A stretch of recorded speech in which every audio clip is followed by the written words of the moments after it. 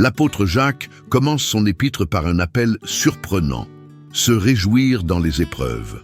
Pour lui, les difficultés ne sont pas des obstacles inutiles, mais des instruments de Dieu pour forger notre caractère. Le chrétien n'est pas invité à aimer la souffrance, mais à discerner son fruit spirituel. C'est une vision radicalement différente de celle du monde. Le monde voit dans l'épreuve un échec, une injustice ou une malchance. Mais la foi chrétienne révèle que l'épreuve est un terrain fertile pour la croissance spirituelle. Chaque défi devient une opportunité de dépendre davantage de Dieu. La douleur n'est pas un but en soi, mais un chemin vers la maturité.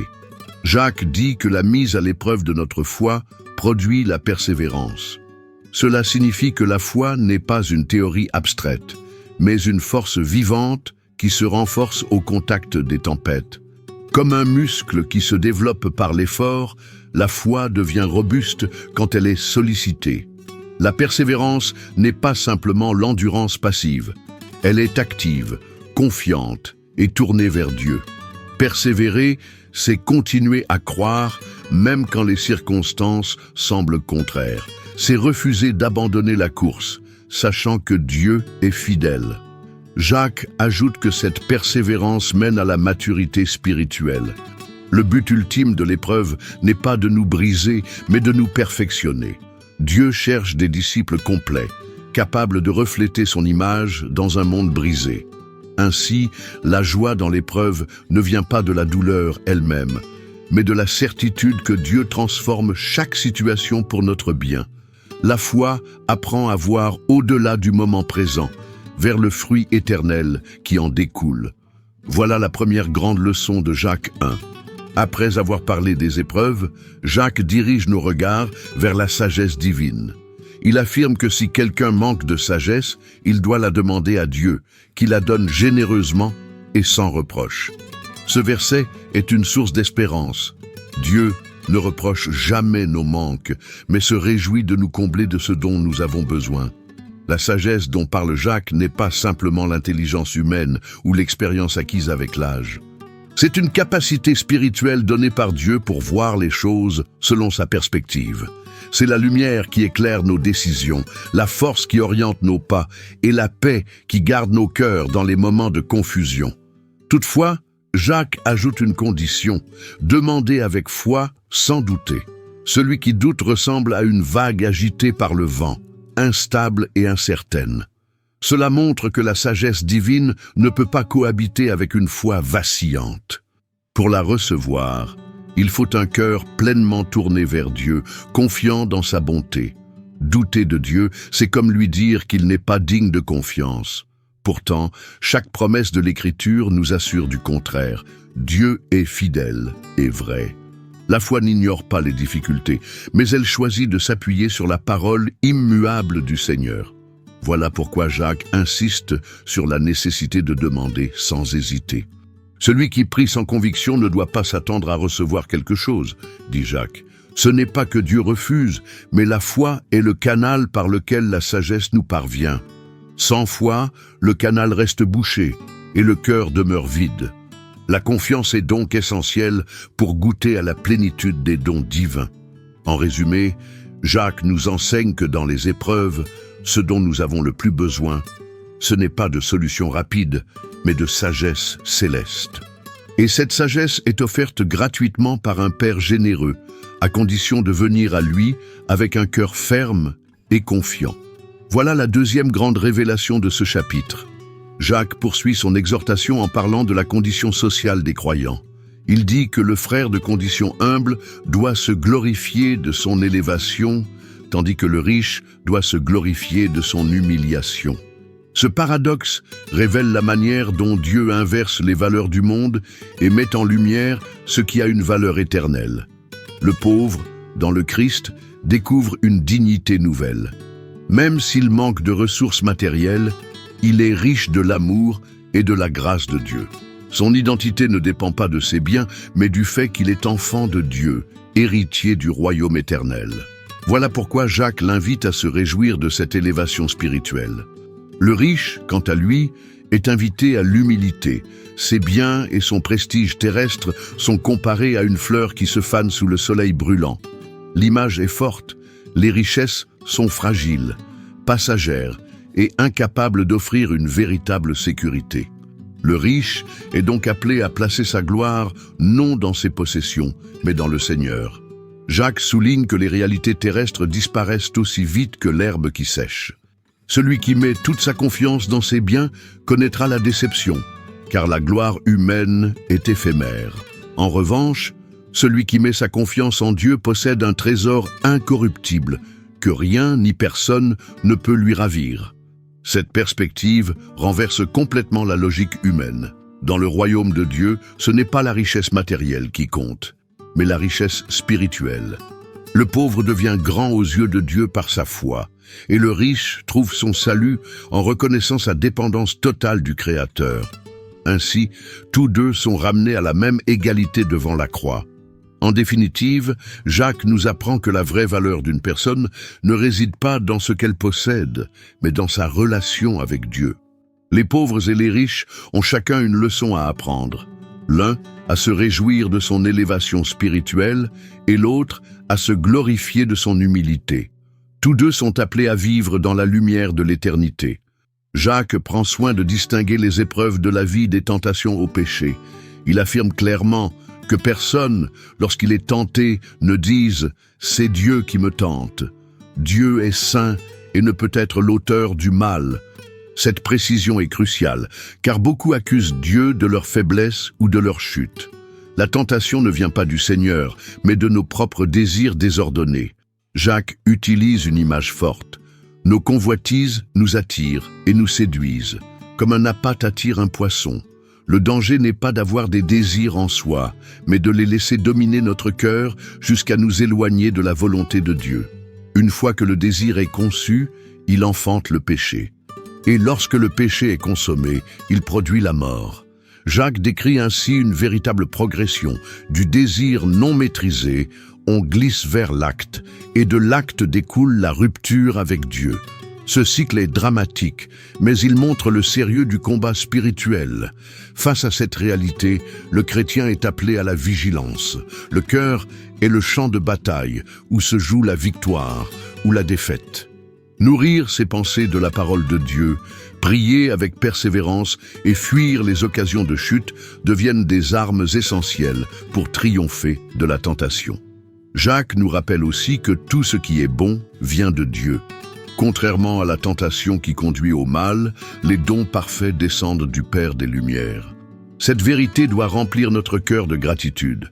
Dieu n'est pas l'auteur du péché, mais la source de tout ce qui nourrit notre vie et nous garde dans sa lumière.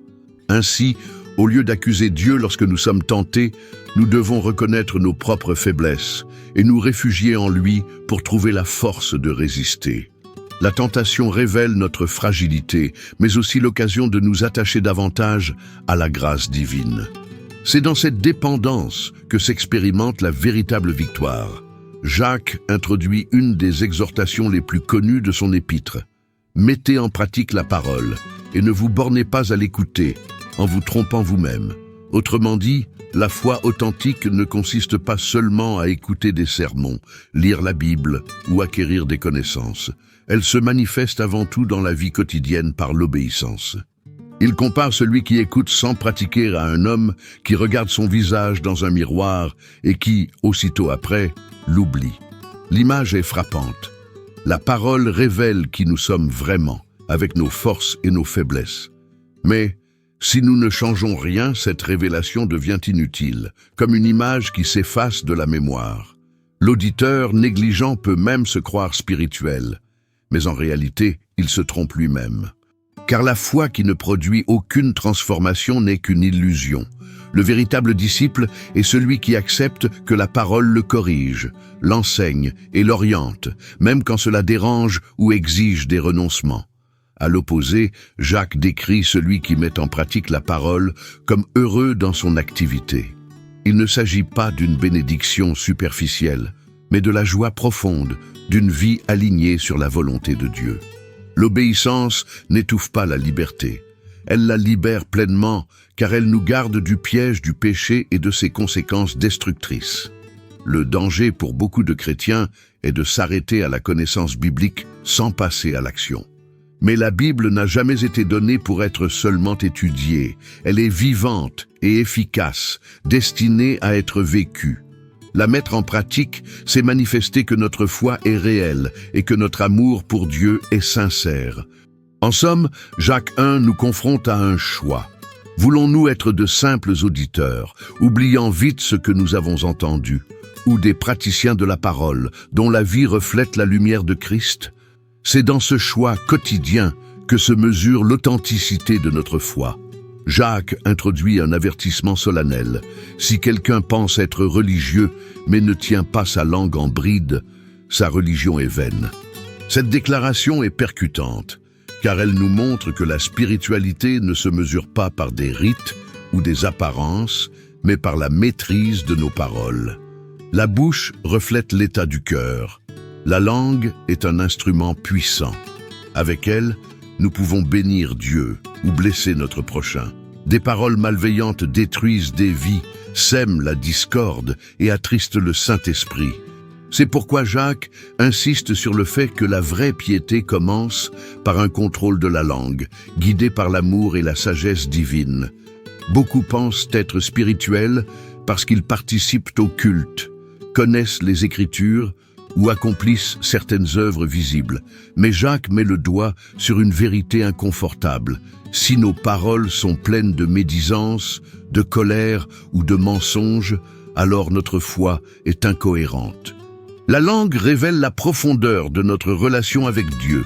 Contrôler la langue n'est pas une tâche humaine facile. Elle nécessite l'action constante de l'Esprit Saint dans notre vie. Plus nous remplissons notre cœur de la parole et de la prière, plus nos paroles deviennent des instruments de grâce et non des armes de destruction.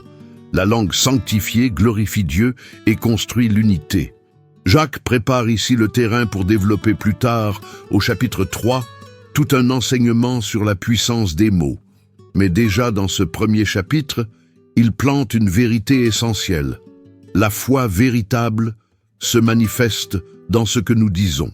Si notre bouche ne reflète pas la lumière de Christ, notre foi n'a pas encore transformé notre être intérieur. Ainsi, la vraie piété ne peut être réduite à des gestes extérieurs. Elle commence dans le cœur et s'exprime par une langue sanctifiée. La maîtrise de nos paroles est un signe concret d'une vie soumise à Dieu. Là où l'homme ne peut dompter seul sa langue, le Seigneur rend possible une transformation radicale. Jacques conclut son premier chapitre en définissant ce qu'est la véritable religion.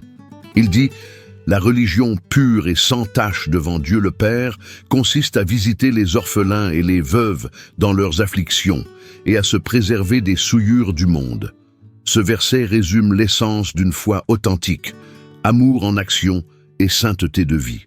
La première dimension de cette religion véritable est le service envers les plus vulnérables. Dans la société biblique, les orphelins et les veuves étaient les personnes les plus démunies, sans défense ni protection. En prendre soin reflétait directement le cœur compatissant de Dieu, qui se révèle comme père des orphelins et protecteur des veuves. Jacques nous rappelle que la foi n'est pas une théorie, mais une pratique concrète. Elle s'incarne dans des gestes de compassion, de justice et de miséricorde. Aider ceux qui souffrent, soutenir ceux qui sont seuls, partager avec ceux qui manquent, voilà les fruits visibles d'une vie enracinée dans la parole. La deuxième dimension est la pureté personnelle. Jacques exhorte les croyants à se garder des souillures du monde. Cela signifie vivre une vie mise à part, résistant aux pressions d'un système qui s'oppose à Dieu. La sainteté ne se limite pas à éviter certains actes, mais elle est un style de vie centré sur la fidélité au Seigneur. La combinaison de ces deux réalités est puissante. Amour envers le prochain et sainteté devant Dieu. Trop souvent, les hommes se contentent de l'un sans l'autre. Mais Jacques affirme que la religion véritable est un équilibre, compassion active et vie pure. Ainsi, la foi devient un témoignage vivant du royaume de Dieu. En somme, Jacques 1 nous enseigne que la vraie religion n'est ni un ensemble de rituels vides, ni une connaissance intellectuelle, mais une vie transformée qui reflète l'amour de Dieu et sa sainteté. C'est à travers des actes de miséricorde et une marche intègre que notre foi se rend visible au monde. Le premier chapitre de Jacques est un véritable miroir spirituel. Il nous montre que la foi chrétienne ne se réduit pas à une croyance intellectuelle, mais qu'elle doit se traduire dans chaque domaine de la vie. Les épreuves révèlent notre persévérance, les prières montrent notre confiance, nos paroles manifestent notre authenticité et nos actes révèlent la sincérité de notre amour pour Dieu et pour le prochain. Jacques nous invite à changer de perspective, voir les épreuves comme une opportunité, non comme un fardeau. Dans un monde qui fuit la souffrance, le chrétien découvre qu'elle peut devenir un outil entre les mains de Dieu pour façonner un caractère solide et une foi inébranlable. Loin d'être une malédiction, la difficulté devient un terrain fertile pour la croissance spirituelle. En nous appelant à demander la sagesse avec foi, Jacques nous rappelle que nous ne pouvons pas affronter seuls les défis de la vie. La sagesse humaine a ses limites, mais la sagesse divine éclaire nos pas dans l'obscurité. Elle nous permet de prendre des décisions justes, d'éviter les pièges du péché et de rester fermes dans notre marche avec Christ. L'Épître nous avertit aussi du danger de l'illusion religieuse. Écouter sans pratiquer est un piège subtil qui mène à une foi morte. Dieu cherche des disciples cohérents, dont la vie correspond aux paroles et dont les actes confirment la foi proclamée. La véritable bénédiction réside dans l'obéissance concrète à la parole. Enfin, Jacques définit la religion véritable, une vie qui allie compassion et pureté. Prendre soin des vulnérables et se garder pur du monde sont deux faces d'une même pièce. Une foi qui aime sans se sanctifier devient compromise, et une foi qui se sanctifie sans aimer devient stérile. L'équilibre entre les deux reflète le cœur de Dieu. En conclusion, Jacques 1 nous lance un appel clair, vivre une foi authentique, joyeuse dans l'épreuve, ferme dans la tentation, active dans l'obéissance et visible dans l'amour. C'est cette foi qui honore Dieu et transforme le monde. Que chacun de nous, en méditant ces vérités, choisisse de ne pas être seulement auditeur, mais véritable praticien de la parole.